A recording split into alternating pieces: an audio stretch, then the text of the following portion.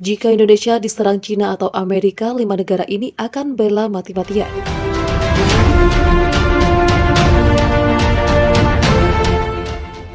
Indonesia memang dikenal sebagai negara yang memiliki sumber daya alam yang sangat kaya. Tidak heran banyak negara di dunia yang ingin menguasai negeri ini. Dahulu Indonesia sudah kenyang dengan penjajahan di masa kedudukan Belanda, Jepang, dan Portugis. Dan di era modern seperti saat ini, negeri Cina sangat memungkinkan jika mereka menginginkan Indonesia. Hal ini terbukti dengan masuknya kapal perang Cina ke batas wilayah laut terluar, yaitu Pulau Natuna. Hal ini tentu saja sangat mengagetkan publik. Selain Cina, negara Amerika juga dikabarkan sangat menginginkan Indonesia. Lantas jika di masa depan negeri ini diserang oleh dua negara itu, adakah negara yang akan bersekutu dengan Indonesia?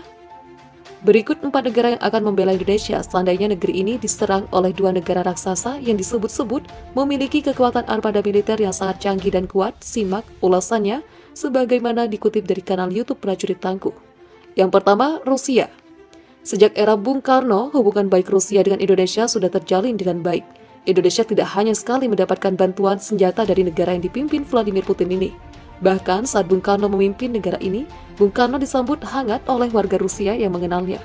Saat Kisru Irian Barat Indonesia mendapatkan bantuan senjata dari Rusia, hingga Belanda menyerah dan akhirnya Irian Barat tetap berada di NKRI. Di masa kini Indonesia banyak membeli senjata dan pesawat tempur dari Rusia. Kerjasama dalam hal keamanan dan latihan bersama masih terus dilakukan. Yang kedua, Jepang. Jepang merupakan negara yang paling mungkin menjadi negara sekutu negara Indonesia. Ia pasti akan membantu Indonesia andai Indonesia diserang oleh Cina atau Amerika. Jepang akan mengirimkan banyak pasukannya. Meski di masa lalu negeri ini pernah dijajah Jepang, namun kini Indonesia dan Jepang sangat erat hubungannya. Dalam hal ekonomi, banyak produk Jepang masuk ke negeri ini, apalagi produk otomotif yang didominasi oleh negeri Sakura ini.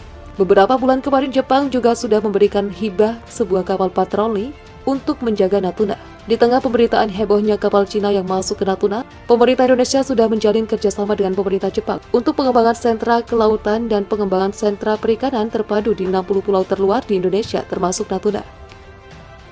Yang ketiga, Arab Saudi. Arab Saudi tentu saja tidak akan membiarkan jika Indonesia diserang di masa depan.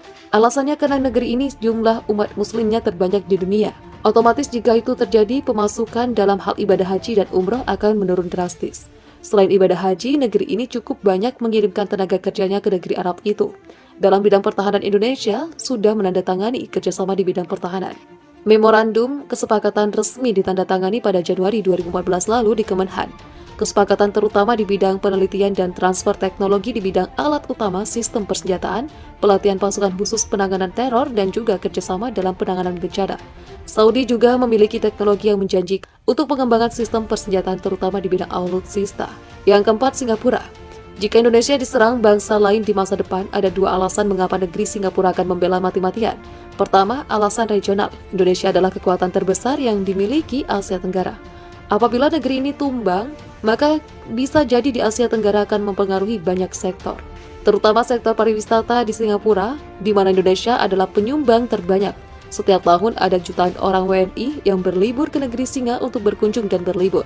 Jika Indonesia hancur, maka Singapura akan kehilangan banyak pemasukan.